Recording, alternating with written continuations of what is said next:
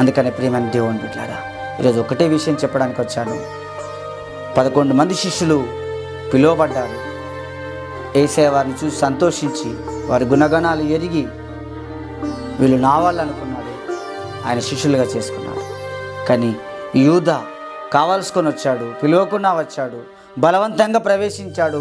ఆ గుంపులో, పరిశుద్ధ గుంపులో, ఆ నీతిమంతుల గుంపులో, ఆ దేవుని చిత్తానుసారంగా బ్రతికే వారి గుంపులో బలవంతంగా ప్రవేశించి యేసయ్యను అప్పగించాడు. నడిమికి చీల్చబడ్డాడు, ఉన్నది పోగొట్టుకున్నాడు. ఎందుకు మీకు జ్ఞాపకం చేస్తున్నానంటే, నీవు ఉన్నట్టుగా, నీకు ఉన్నది నీకు ఉండాలి అంటే, నువ్వు ఉన్నట్టుగా నువ్వు బ్రతకాలి అంటే, నువ్వు మంచిగా ఉండాలంటే తప్పకుండా నువ్వు దేవుడు పిలిచిన విధానాన్ని బట్టి, దేవుడు రక్షించిన విధానాన్ని బట్టి, దేవుడు నిన్ను మరి చూసిన విధానాన్ని బట్టి, దేవుడు నిన్ను నడిపిస్తున్న విధానాన్ని బట్టి నీ స్థానం